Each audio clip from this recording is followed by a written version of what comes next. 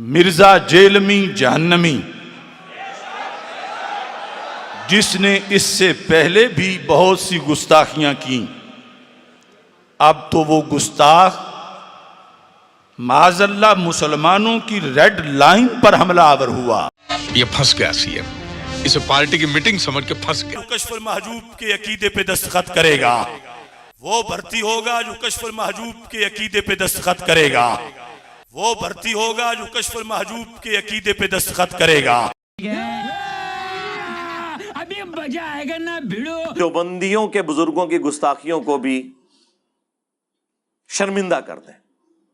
صحف اور سکر کا چیپٹر کھولیں جس میں جنید بغدادی کا صحف اور باجزید بستامی یعنی یزید ابا جی، ہاں جی، مرید امام جعفر دا نا ابا یزید، واہ واہ واہ، اسی آج نہ رکھنے سے تیار نہیں ہیں، ٹھیک ہے جی، ہم تو معاویہ نام رکھنے کے لیے تیار نہیں ہیں، تم لوگوں نے کنیت رکھی ہوئی ہے ابو یزید،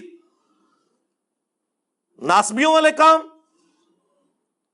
تو وہ یزید ابا جی ان کا سکر ثابت کرتے ہوئے اور صحف ثابت کرتے ہوئے جنید بغدادی کا ٹیمپرڈ فارم میں جو تورات ہے اس کے واقعے کو انہوں نے کوٹ کیا۔ وہ پوری تفصیل تورات میں آتی، نعوذ باللہ، کہ حضرت داؤد علیہ السلام ایک دفعہ چھت پہ چڑھے، انہوں نے اپنے صحابی کی بیوی کو نہاتے ہوئے دیکھ لیا، انہیں پسند آئی، اس صحابی کا نام تھا اوریا، یہ اوریا مقبول جان وہی والا نام ہے اوریا، اور انہوں نے اسے جنگ میں قتل کروا کے اس کی عورت کے ساتھ شادی کر لی، نعوذ باللہ۔ اور اس سے انہوں نے کنکلوڈ کیا کہ حضرت داؤد نے یہ جان بوجھ کے کیا تھا، وہ پوری ہوش میں تھے۔ صحف ایک سین والا صحف ہے، وہ بھول ہوتا ہے جو سجدہ صحف، ایک سواد والا صحف ہوتا ہے پوری انٹینشن سے۔ وہ کہتے ہیں اس لیے داؤد علیہ السلام نے معافیاں بعد میں مانگی نا، وہ ہوش میں تھے، انہوں نے یہ غلط کام کیا۔ تو حضرت جنید بغدادی کا جو صحف کا سکول آف تھاٹ ہے وہ اس کو فالو کرتا ہے۔ چنگی شے فالو کر دے، وہ قرآن دی اس نو فالو کرو، کوئی اہل بیت نو پڑھو، کیڑے پاسے لگے ہوئے ہو؟ فرقوں کی دکانیں بند، the damage has been done۔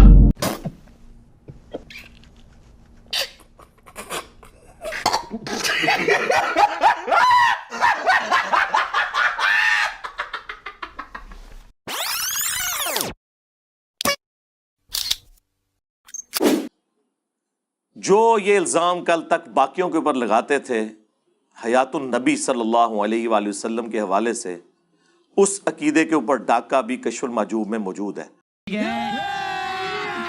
ابھی بجا آئے گا نا۔ امام ابو حنیفہ رحمۃ اللہ علیہ کی طرف ایک خواب منسوب کیا گیا۔ کشف المحجوب میں امام حنیفہ کے چیپٹر کو نکال کے دیکھ لیں، اس میں یہ لکھا ہوا ہے کہ امام ابو حنیفہ نے خواب میں دیکھا کہ رسول اللہ کی قبر کو کھود کر اس میں سے آپ کی ہڈیاں جمع کر رہے ہیں۔ استغفر اللہ واتوب الیہ۔ کیا کسی مسلمان کا عقیدہ ہے کہ نبی الاسلام کے جسم مبارک ہڈیوں کی شکل میں ہے وہاں پہ؟ نعوذ باللہ۔ یعنی جی خواب ہے یار، اللہ کے نبی صلی اللہ علیہ وآلہ وسلم کے بارے میں اللہ اس طرح کا گستاخانہ خواب کسی کو دکھائے گا؟ ترجمہ کیا ہوا استخوان مبارک، پتہ ہی نہ چلے کے لیے ہے۔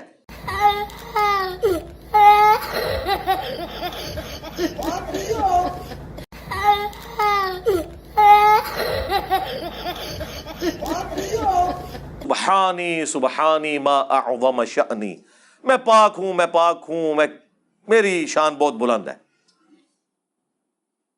اور اینڈ پہ وہ لکھتے ہیں کہ اصل میں اللہ ان کے منہ سے بول رہا تھا۔ استغفر اللہ استغفر اللہ۔ یہ عقیدہ تو ہمارا رسول اللہ کے بارے میں نہیں ہے، ان کے بارے میں بھی ہے، وما ينطق عن الهوى ان هو الا وحی یوحى۔ یہ اپنی خواہش نفس سے کچھ نہیں کہتے، وہ کہتے ہیں جو اللہ ان پر وحی کرتا ہے۔ کشف المحجوب میں تو اتنا ہی پورشن ہے،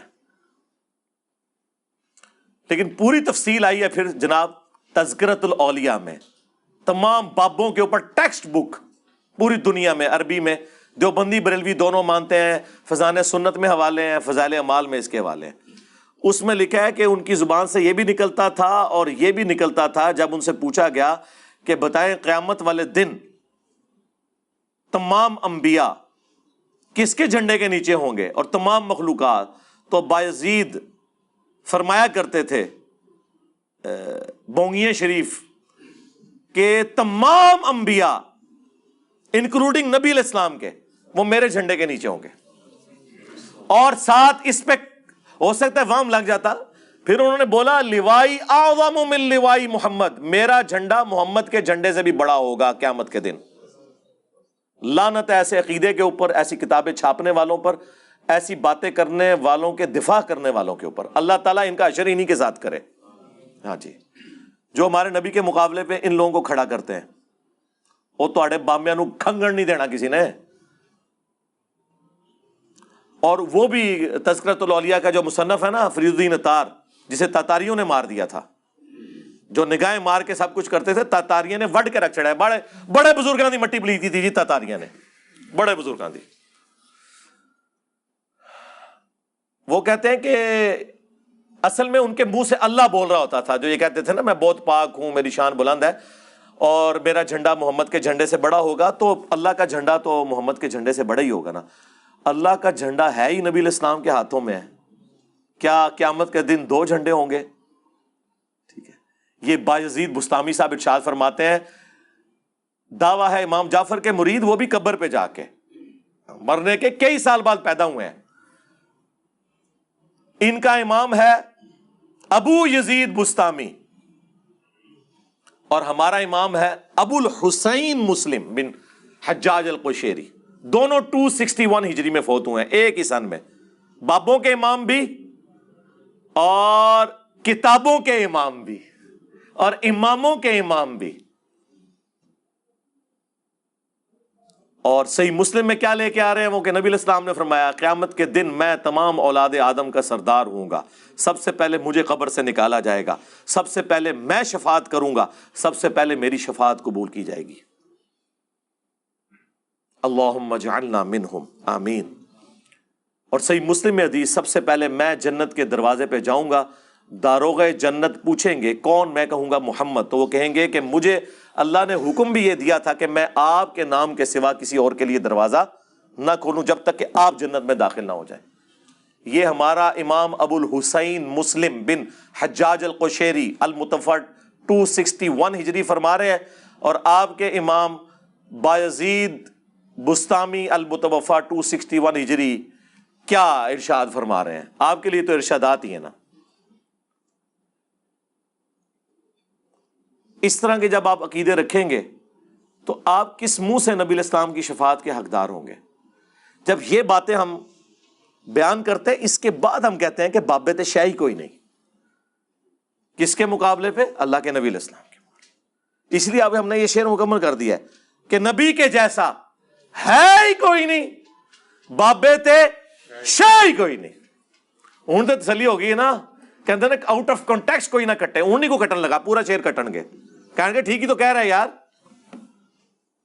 آپ لوگ تو کہتے تھے گھوڑے کے قدموں کے خاپت کے کہانیاں بنائی ہیں سن نے، کوئی غوث کتب ابدال نہیں پہنچ سکتا. ہم تو نبی علیہ السلام کے مقابلے میں بات کر رہے ہیں، آپ تو گھوڑوں کی بات کرتے تھے. ہم تو الحمدللہ دلائل کے ساتھ ایک مقدمہ آپ کے سامنے رکھ رہے ہیں الحمدللہ. یہ جناب 4 حوالے ہو گئے. 5واں حوالہ وہ بھی تذکرۃ الاولیاء سے.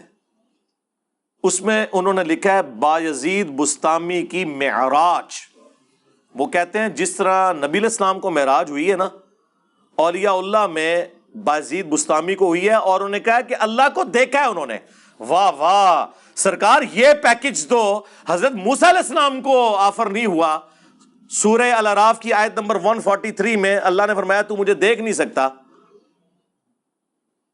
ہاں میں بایزید کو بعد میں زیارت کروا دوں گا. تم لوگ موسیٰ علیہ السلام سے بھی اوپر کر رہے ہو اپنے بابوں کو. اور وہ کوئی عام پیغمبر نہیں ہے. سورۃ الاحزاب میں، سورہ الشورى میں 5 اولو العزم پیغمبر آئے ہیں. محمد رسول اللہ صلی اللہ علیہ وآلہ وسلم، ابراہیم خلیل اللہ علیہ السلام، عیسیٰ روح اللہ علیہ السلام، موسیٰ کلیم اللہ علیہ السلام اور نوح علیہ السلام. یہ 5 اولو العزم پیغمبر ہیں جو باقی تمام پیغمبروں سے افضل ہیں. ان کو تو اللہ فرما رہا ہے تو مجھے دیکھ نہیں سکتا اس دنیا میں، آخرت میں تو زیارت ہو سکتی ہے دنیا میں. اور یہ کہہ رہے ہیں بایزید نے جو ہے وہ شب معراج، ایک تو معراج کی، دوسرا اللہ تعالیٰ کو دیکھا. اور اس سے بڑی بونگی پتہ کیا لکھی ہوئی ہے اس میں؟ ہمارے نزدیک تو ہمیں تو اس سے کوئی غرض نہیں ہے، ان کے لیے وہ بونگی بن جائے گی. انہوں نے لکھا ہے کہ جنید بغدادی فرماتے ہیں کہ جو مقام جبرائیل علیہ السلام کا فرشتوں میں ہے وہی اولیاء اللہ میں بازید بستامی کا ہے. یعنی وہ فرشتوں کے سردار ہیں اور یہ اولیاء کے سردار. یعنی شیخ عبد القادر جیلانی فارغ ظاہر ہے، اور عبد القادر جیلانی تو بازید کے آلموسٹ کوئی 200 سال بعد آئے ہیں، 200-250 سال بعد. تو وہ اس پوسٹ پہ آ کے بیٹھ ہی نہیں سکتے، جبرائیل نے معزول تو نہیں ہونا نا. تو یا بازید بستامی معزول ہو چکے ہیں. اور فرما رہا کون ہے؟ جنید بغدادی. جنید بغدادی خود شیخ عبد القادر جیلانی کے پردادا پیر ہیں. شیخ عبد القادر جیلانی کا جو سلسلہ ہے نا بیت کا، وہ جنیدی سلسلہ ہے. وہ تو خود جنید بغدادی کے مریدوں کے مریدوں کے مرید ہیں، اور وہ کہہ رہے ہیں کہ ہمارا سردار وہ ہے. تو پھر شیخ عبد القادر جیلانی تے شاہی کوئی نہیں. ہوں فیصلہ کرو کہ کدے نہ پورا کرنا ہے. ہم تو یہ مانتے ہیں کہ اولیاء اللہ کے سردار ہیں ابو بکر، عمر، عثمان اور علی رضی اللہ عنہم اجمعین وعلیہم السلام اجمعین.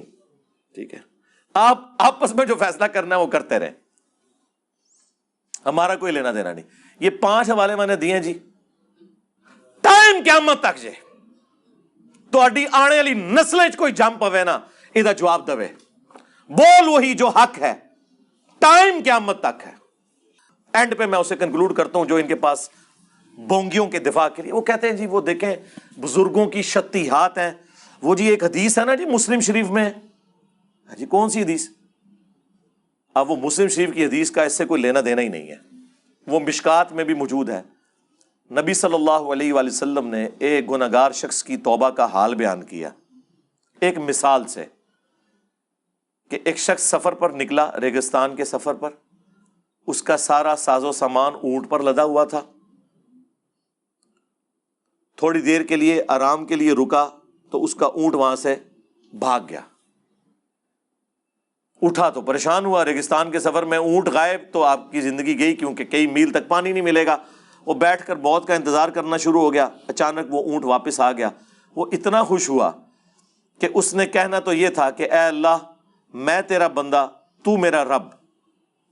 اس کی خوشی کی وجہ سے زبان لڑکھڑا گئی اور اس کی زبان سے غلطی سے نکل گیا اے اللہ تو میرا بندہ میں تیرا رب. اور آگے الفاظ ہیں جو یہ نہیں پڑھتے، من شدت الفرح، خوشی کی شدت کی وجہ سے زبان لڑکھڑا گئی. یہ نہیں کہ بیٹا پڑھ چشتی رسول اللہ، یا بیٹا جو تو نے اشرلی رسول اللہ پڑھا خواب میں اور اس کے بعد دیداری میں، بڑی تسلی ہے اس میں تیرے لیے بیٹا، ٹینشن نہیں لینی. اس واقعے کا اس سے کوئی لینا دینا ہے. اور اس سے وہ کہتے ہیں بزرگوں نے بھی جو کہہ دیا تو وہ بھی اس میں خاص حالت میں تھے. خاص حالت میں تھے تو انہوں نے تو پہلے کلمہ صحیح والا سنا ہے اور پھر اسی حالت میں انہوں نے مرید کر لیا ٹن حالت میں. یہ کہہ رہے ہیں خاص حالت میں تھے، ٹن حالت میں ہو جاتا ہے ان سے مرید بھی. جبکہ چاچی فارغ ہوئی ہے، ہاں چاچی کا نکاح ٹوٹ گیا ہے کیونکہ کلمہ پڑھا ہے نا. آپ کو تو کہتے ہیں نا کوئی لکھ کے جرمنی چلا جائے نا پولیٹیکل اسائلم کے لیے قادیانی اور اندر سے ایمان بھی ہو تب بھی قادیانی ہو جاتا ہے. تو تواڈے بابے نہیں ہوندے. ختم نبوت کا کام صرف اس پلیٹ فارم سے ہو سکتا ہے جس کے کسی بابے نے کوئی کام نہیں ڈالا ہوا. آپ لوگ تو پوری زندگی بابوں سے منہ چھپاتے رہیں گے. آپ لوگوں کا حال یہ ہے کہ لوگ اپنی اولاد کے کرتوت کی وجہ سے منہ چھپاتے ہیں نا. آپ لوگ وہ روحانی اولادیں ہو کہ جو اپنے بابوں کے کرتوتوں کی وجہ سے منہ چھپاتے پھرتے ہو. کوئی جگہ نہیں ان کو مل رہی بھاگنے کی. اس سے وہ ایک پلی لیتے تھے. یا پھر ان کے پاس آخری حال یہ ہے، وہ کہتے ہیں دیکھیں جی ایک حدیث ہے جی بخاری شریف میں، وہ تعلیقاً امام بخاری نے مولا علی کا قول نقل کیا ہے. جب سیدنا عمر نے ایک پاگل شخص کے خلاف حد قائم کی تھی تو مولا علی نے انہیں روکا کہ اس کے اوپر حد قائم نہیں ہوتی. اور مولا علی نے فرمایا کہ 3 لوگ ہیں جن سے اللہ تعالیٰ نے قلم اٹھا لیا ہے. ایک پاگل شخص جب تک کہ ہوش میں نہ آ جائے، دوسرا سویا ہوا شخص جب تک کہ جاگ نہ جائے، تیسرا نابالغ جب تک کہ وہ بالغ نہ ہو جائے. اور یہ حدیث مرفوع بھی ہے نبی علیہ السلام سے سنن ابن ماجہ میں. تو کہتے ہیں دیکھیں نا پاگل شخص سے قلم شریعت کا اٹھا ہوا ہے. تو پاگل کا ہونا پھر انہوں مجذوب کلندر کبھی کوئی نام سیدھی طرح کو پاگل, تو ہم ٹھیک ہے. اور پاگل کہنے میں یہ بچیں گے اگر یہ ہوش میں سب کچھ انہوں نے کیا ہے, پھر نہیں بچتے. نہ پاگل کو نہیں جی وہ اللہ کی محبت میں پاگل ہونا اس کو ہم پاگل نہیں کہتے, وہ خاص کیفیت ہوتی ہے. ہم کہتے ہیں رکو ذرا صبر کرو, کل تک تو تم لوگ ہمیں کہتے تھے کہ با خدا دیوانہ باش با محمد ہوشیار, دیوانگی اور شتیہات اور بونگیاں اور مجذوبیت اور کلندریاں یہ صرف اللہ کے لیے ہوتی ہیں. اور بڑے فخر سے کہتے تھے جی منصور الحاج نے انا الحق کہا تھا, انا محمد کہتا نا وہ, ہم اسے کافر کہتے کیونکہ رسول اللہ کے لیے دیوانگی نہیں ہے. تو سرکار یہ سب کچھ تو رسول اللہ کی شان میں گستاخیاں آپ کے بابوں نے کی ہوئی ہیں, یا چلیں 1 ٹن اس نے زن رکھ لیتے ہیں, کتابوں میں ہوئی ہوئی ہیں. پھر کتابیں چھاپنے والے, ہاں ان کے ترجمے کرنے والے, ان کے اوپر شرعی حکم چاہیے, اور جس نے غلطی ہائی لائٹ کی اس کے لیے ایوارڈ چاہیے. بلکہ ممانع خصوصی سے بنائے اگلی ختم نبوت کانفرنس میں, ہاں کہ یہ ہے ختم نبوت کا اصل مجاہد, جس نے یہ پرواہ نہیں کی ہے کہ غلام قادیانی دجال کام ڈال رہا ہے یا چشتی رسول اللہ والا کام ڈال رہا ہے یا اشرف علی رسول اللہ والا کام ڈال رہا ہے. اس نے تو آ کے امت کو صحیح بات بتائی ہے اور امت کو یہ نعرہ دیا ہے کہ نبی کے جیسا ہے ہی کوئی نہیں, بابے تے شے ہی کوئی نہیں. صلو علی محمد وآل محمد, اللہم صلی علی محمد وعلی آل محمد واصحاب محمد وازواج محمد وامت محمد اجمعین الی یوم الدین, آمین.